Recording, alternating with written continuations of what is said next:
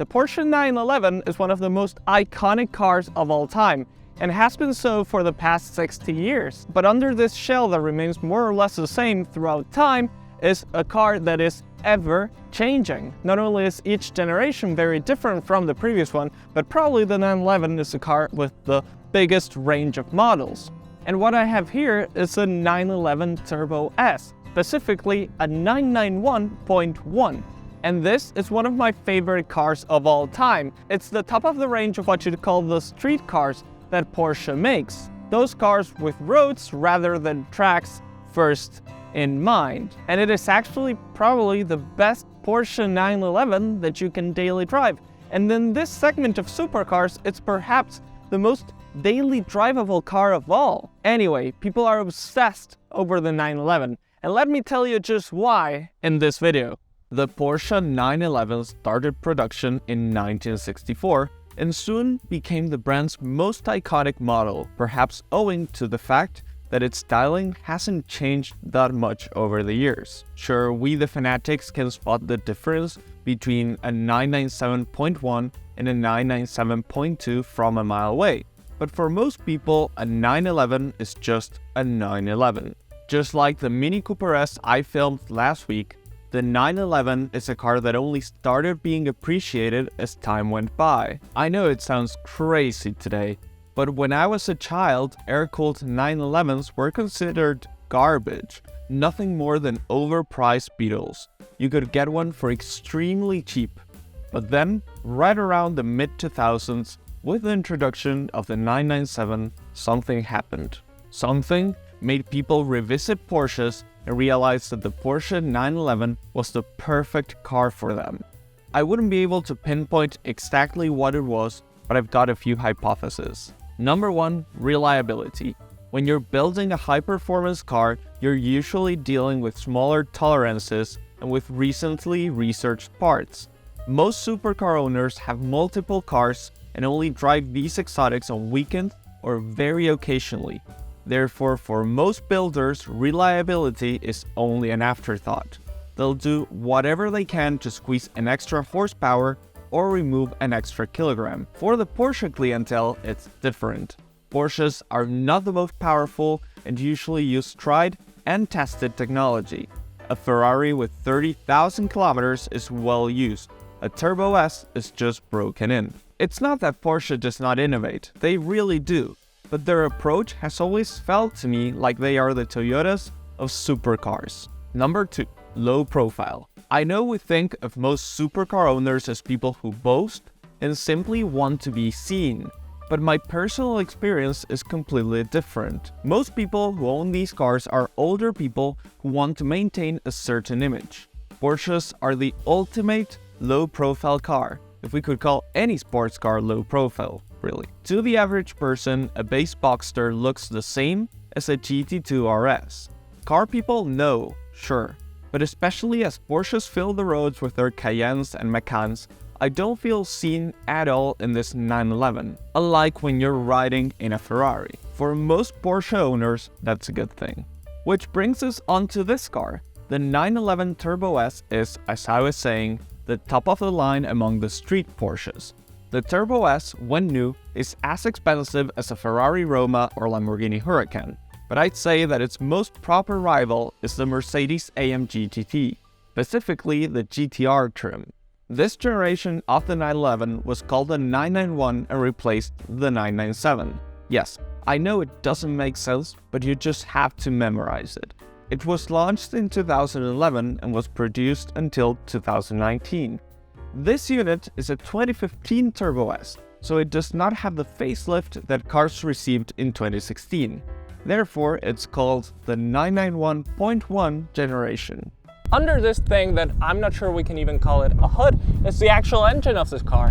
It's a 3.8 liter flat 6 turbocharged, of course, that sends out 560 horsepower to all 4 wheels.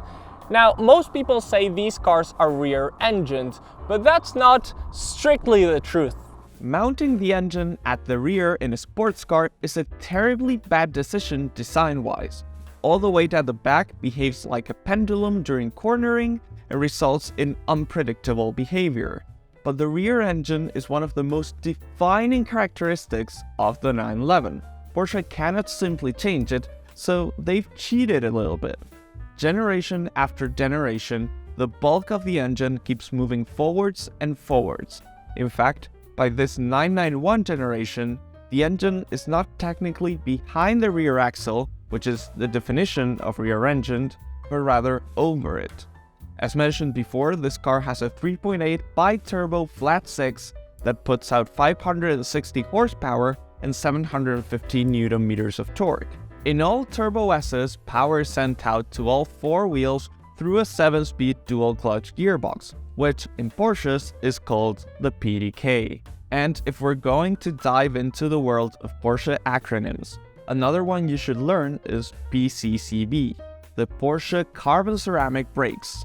Those come standard on the Turbo S, and you can tell them apart because the calipers are painted yellow. They can also be optioned on just about any other Porsche. If you've reached this point in the video, would you mind subscribing? Having more subscribers helps a lot with getting YouTube to further recommend my videos. Thank you very much. Now let's see what this Porsche 911 Turbo S is like to drive. Now I'll talk first about the driving experience around town. This car has a very firm setup from factory. So when you're driving on cobblestone streets like I was driving when I was filming this video, you can really tell. I actually think driving this car is unlike many other cars I've driven. I think this car genuinely fits into the GT category. Despite that, it feels a lot more like a few supercars I've driven than a few GT cars I've driven. In a GT car, you feel like the power is there, but you don't feel forced to go full throttle all the time. In this car, however, you kind of do. It's a car that invites you to go fast. When you look in the side mirrors, you can really tell just how fat this car is, and it's absolutely fantastic to know that you're driving a 911 Turbo S. Perhaps the only thing I quote-unquote don't like as much about this car is the sound that it makes. I like the sound of a good old V8 a lot more than in like Porsche's flat 6. But still, the sound is great. I mean, you'll hear it in a short while. The kick that this car gives you when you really push it hard, the only car I can compare that to that I've driven is a Tesla, and I mean that's essentially Tesla's party trick. Something really cool about this car, especially referring to its sound, is that you can put it into Sport Plus mode, which opens the exhaust valves. It also lets the traction control and stability control loose a lot, so it's not something that, I mean, I'm really comfortable pushing the car in Sport Plus mode, but maybe you can hear it a little bit just now. I'll go into Sport Plus mode.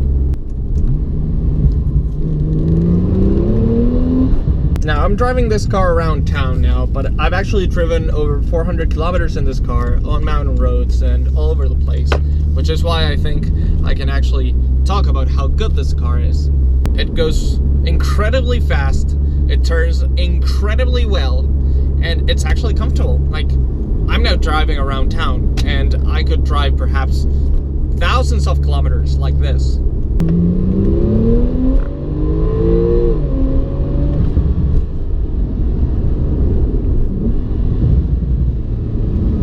And it's insane how it goes. The Porsche 911 is a car you could comfortably and reliably do a ton of kilometers in, and as such is very well equipped. You've got electric heated and ventilated seats, the Burmeister premium stereo, the usual array of Porsche buttons, a very cool wing that goes up and down, and center lock wheels. The only thing it doesn't have is a chainsaw, which you'll need to amputate your legs in order to fit into the rear seats. So those are really meant for children. The frunk is surprisingly deep and usable, and the central chronometer always looks incredibly cool, as does the carbon fiber in the interior. Porsche iterates with each generation, making sure to retain those characteristics that make them interesting, whilst making them better. It's the same recipe that Mercedes used to apply in the past, but really doesn't anymore. As people buy more and more of these new Porsches, their old counterparts, the vintage Porsches, are rising in price in turn. I think the way most people have started to appreciate the 911 in the past 20 years is simply incredible, and it has to do with the incredible products that Porsche makes. I'm yet to drive a 992, the current generation 911, but I think these cars stick to the motto of, if it ain't broken, don't fix it. Perhaps for some it's boring, and I understand that, but I think it's in that boredom that these cars get chosen by so many people. People who don't want to deal with the hassles of some of its competition. I hope you enjoyed this video, and if you did, don't forget to like, comment, and subscribe for more content on this channel. Cheers!